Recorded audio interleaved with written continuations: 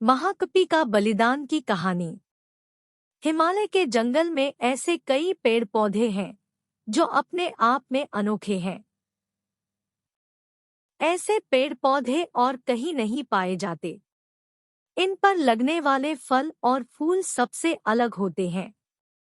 इन पर लगने वाले फल इतने मीठे और खुशबूदार होते हैं कि कोई भी इन्हें खाए बिना रह नहीं सकता। ऐसा ही एक पेड़ नदी किनारे था जिस पर सारे बंदर अपने राजा के साथ रहा करते थे। बंदरों के राजा का नाम महाकपि था। महाकपि बहुत ही समझदार और ज्ञानवान था। महाकपि का आदेश था कि उस पेड़ पर कभी कोई फल न छोड़ा जाए। जैसे ही फल पकने को होता वैसे ही वानर उसे खा लेते थे। महाकपि का मानना था कि अगर कोई पका फल टूटकर नदी के रास्ते किसी मनुष्य तक पहुंचा तो ये उनके लिए बहुत हानिकारक हो सकता है। सभी वानर महाकपि की इस बात से सहमत थे और उनकी आज्ञा का पालन करते थे।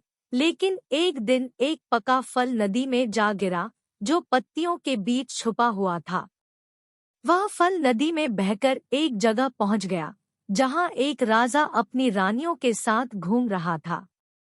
फल की खुशबू इतनी अच्छी थी कि आनंदित होकर रानियों ने अपनी आंखें बंद कर ली।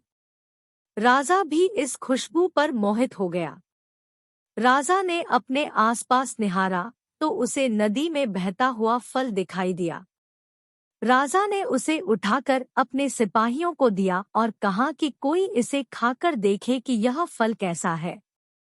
एक सिपाही ने उस फल को खाया और कहा कि ये तो बहुत मीठा है।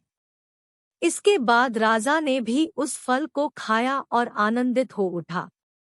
उसने अपने सिपाहियों को उस पेड़ को खोज निकालने का आदेश दिया जहां से ये फल आया था। काफी मेहनत के बाद राजा के सिपाहियों ने पेड़ को खोज निकाला। उन्हें नदी किनारे वो सुंदर पेड़ नजर आ गया। उस पर बहुत सारे वानर बैठे हुए थे। सिपाहियों को ये बात पसंद नहीं आई और उन्होंने वानरों को एक एक करके मारना शुरू कर दिया।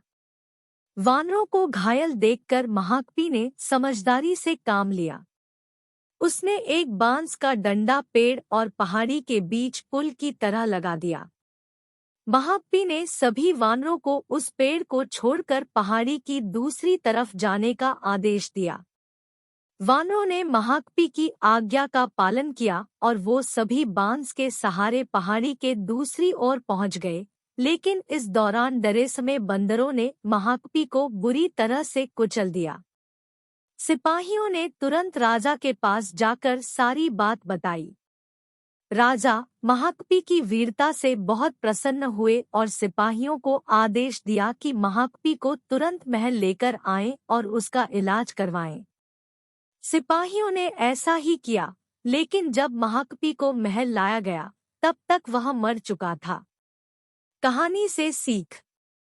वीरता और समझदारी हमें इतिहास के पन्नों में जगह देती है। साथ ही इस कहानी से यह भी सीख मिलती है कि हर मुश्किल घड़ी में समझदारी से काम लेना चाहिए।